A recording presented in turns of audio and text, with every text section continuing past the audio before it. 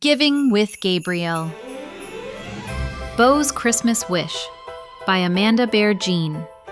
Beau sat in his room, looking out the window. It was a very cold day, and it was snowing. It was the kind of day that makes you want to stay inside and play with your toys or snuggle on the couch with Mom and watch Christmas movies and eat popcorn. However, Beau was not doing those things. He was thinking about what had happened over the last few days. On Sunday, Beau went to church with his mom and dad, and they each carried in a red bag filled with food. Beau always liked going to church, but he especially enjoyed it around Christmas because he liked the pretty red flowers that were everywhere and singing Christmas carols. When Beau asked his mom why they were bringing bags of food to church, Mom said, "The church has a food pantry that we help to keep full. The pantry is for people who do not have enough food to eat. Since we have more than enough, it is important we help those who do not." A few days ago, Beau went to the local home and garden center with his whole family. They went to look at the walk-through Christmas tree display. It was beautiful, and Beau liked looking at all the lights and decorations.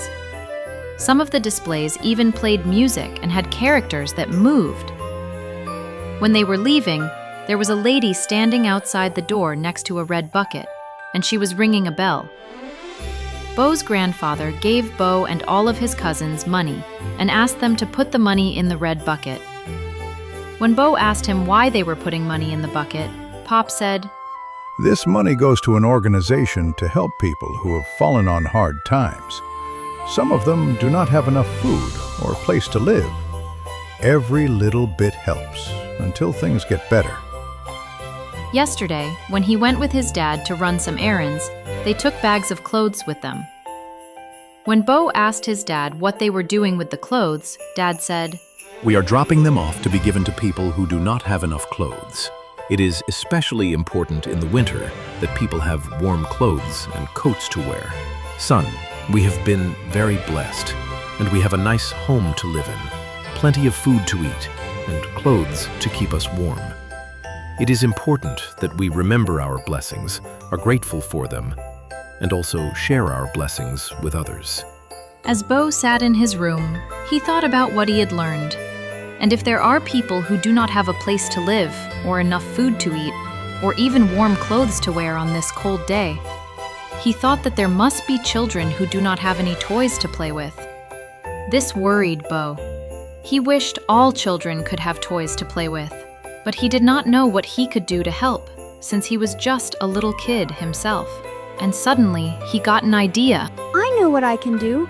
I will write a letter to St. Nicholas, and he will help me." Beau asked his mother for an envelope, and then he sat at the desk in his room, took out a piece of paper and a pencil, and began to write. "Dear St. Nick, I am very worried about other kids in the world who do not have any toys to play with. I know how much I like to play with my race cars and draw with my crayons. I have more than enough toys and wish to share my blessings with kids who do not. Can you tell me how I can help these kids? Thank you, and Merry Christmas. Beau." Beau had just sealed his letter into an envelope when Dad came in to say it was time for dinner and then a family movie night. Beau left the letter on his desk and went to eat dinner with his family.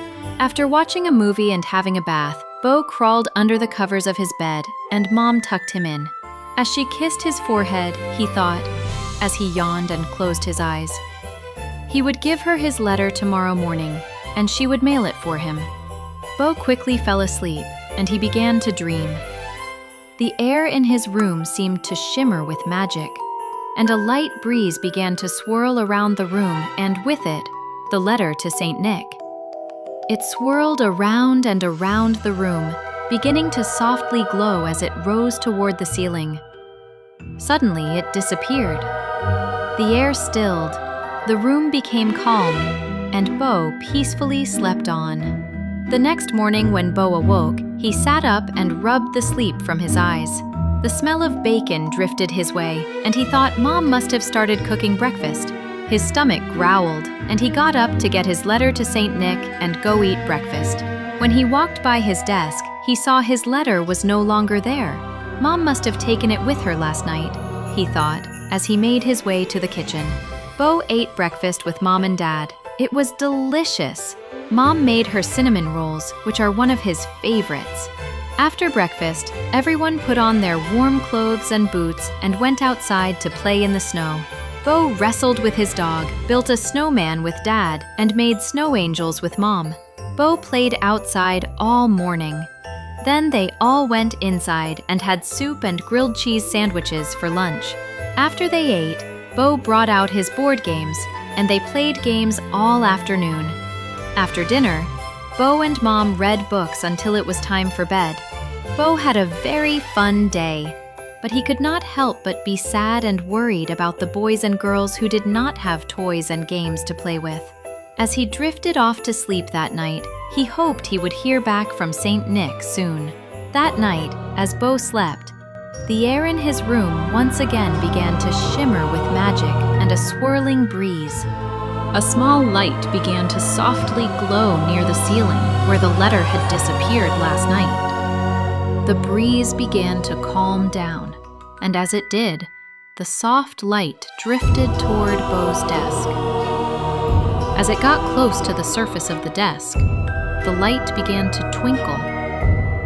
Then suddenly the light disappeared, and in its place was a small reindeer wearing a harness with gold jingle bells on it and a red and white pack attached. The next morning, after Beau rubbed the sleep from his eyes, he was surprised and excited to see the reindeer and pack sitting on his desk. He hurried over to his desk and scooped the reindeer up. It was very soft, and he nuzzled his cheek against it.